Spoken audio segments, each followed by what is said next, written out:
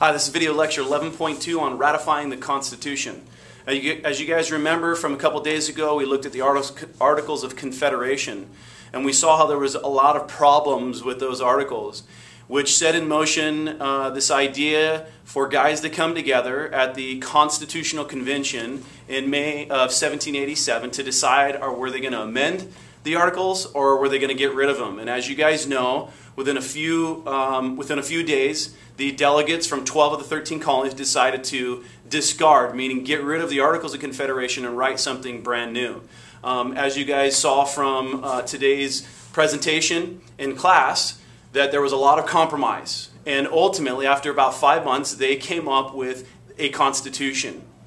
That set in motion, though, because about a 2.5 to 3 year period, because 9 of the 13 colonies had to ratify the Constitution in order for it to become federal law. So again, that set in motion a number of years where these delegates to the Constitutional Convention went back and talked with their constituents as to how they should vote. Should they ratify the Constitution or should they reject the Constitution? And really from that convention you had two groups that formed. You had a group called the Federalists, and those were gentlemen who wanted to ratify the Constitution, so they would have voted yes on that.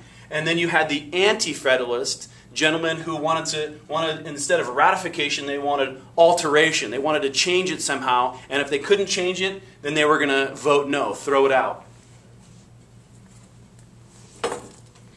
Some of the famous Federalists were Alexander Hamilton, James Mason, John Jay, and they wrote over these years period in trying to get this Constitution ratified a series of essays trying to convince, again, the people in America to ratify the Constitution. Taken together, those essays are what we today call the Federalist Papers, and they were printed in newspapers for everybody to read so that they would go and talk to their representatives in their state to try to get the Constitution ratified. The Anti-Federalists, gentlemen like Patrick Henry, George Mason, and Richard Henry Lee, wrote a series of pamphlets that were known as Letters from a Federal Farmer, where they tried to rally their people to vote against, to have their representatives vote against the Constitution, against ratification. The Anti-Federalists had one concern, the one main concern. They feared that there was no protection for personal freedom. And so that became one of the big issues on whether or not the Constitution was going to get ratified.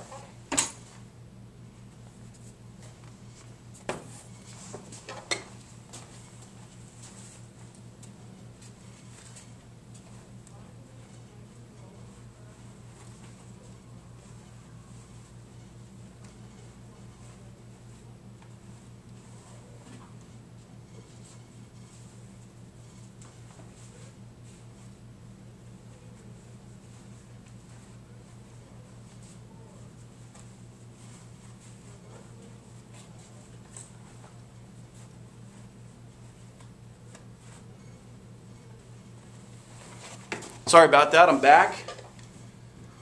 Thanks for hanging in there for a minute. So, by 1791, the delegates had come up with yet another compromise, and they came up with the Bill of Rights. They established the Bill of Rights, which were going to protect personal freedoms. We know that the first 10 amendments are known as the Bill of Rights. And the First Amendment, which were a real famous one, you know, something that I'm very fond of, that I find very, very important, is this freedom of religion, right? Being able to practice the religion and practice your faith without the government telling you how to practice it. Freedom of speech. You can say what you want without being discriminated against or persecuted by the government. Freedom of press. You can write things, whether it's a newspaper or pamphlets or on the radio these days. You have freedom of petition. You can ask the government for things. You can protest against the government. You have that freedom without worrying of being arrested. You have the freedom of assembly. That means you can gather in your churches, in your homes, scholarly gatherings, right? And the government can't take anything from you. Those are personal freedoms. Another personal favorite of mine is the Second Amendment, which is the right to bear arms. So during this time period, hundreds of bearers were mercilessly slaughtered so that guys could bear arms, right? Because that was one of those amendments that was guaranteed. One of those freedoms that was guaranteed is the right to bear arms. No, guys, not really. Bear arms, they're talking about weapons, the right to own a gun, to defend yourself, right, if need be. So anyways, those were the Bill of Rights, and once the Bill of Rights were added, the Anti-Federalists were happy, which meant that the Constitution was then ratified in 1791, which became law. It is the oldest government document, living Constitution in the world right now. It is the most successful, as I've mentioned. So one of the things you guys are going to be doing is you guys are going to be thinking about the Bill of Rights, but as it pertains to you. So as a teenager, as a junior at La Habra High School, what would be your 10 amendments, your Bill of Rights? So I'm going to show you some samples right here. Okay? So we've got, this guy's an artist, and he talks about equal choice. He talks about no person should be harassed, those kinds of things, right? You can see if amendments are good for people, you have the right to vote, those kinds of things. Here's another one. This girl likes iPods, so one of the things you're going to notice is I want you to create your 10 amendments, your own personal Bill of Rights, but I want you to do it and put it in a fashion, in a form, in a format that sort of represents who you are. Right? So this young lady was really into her iPod, so she wrote her 10 amendments down. To have freedom, to have respect, to have privacy, things like that. This individual really likes lions, and so their Bill of Rights was placed on the mane of the lion. This was a soccer guy, right? So they did their 10 amendments or their Bill of Rights on a soccer ball.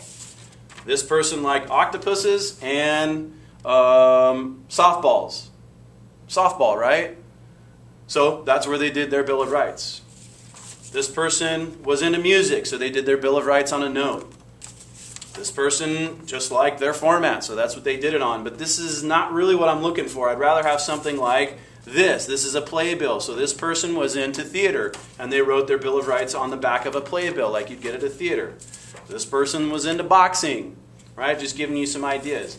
This person likes butterflies, and that represents them. This person was into baseball or softball, and so that's what they did it on. So anyways, you have an assignment, okay? And this is the only time you're going to hear about the assignment. You were to create your own personal Bill of Rights, put it in a creative format, right? And it's going to be due next Tuesday, okay? So we've got Monday, we've got a holiday. On Tuesday, when you come in 6th period, I expect to see your Bill of Rights. Now here's the deal. This is the only place you're going to get this, and you don't need to talk to anybody else because I don't know who else is going to watch this, but I know you're watching it, and I'm proud of you for watching it, and I want you to get your Bill of Rights done, and we'll see you on Tuesday with those. Thanks.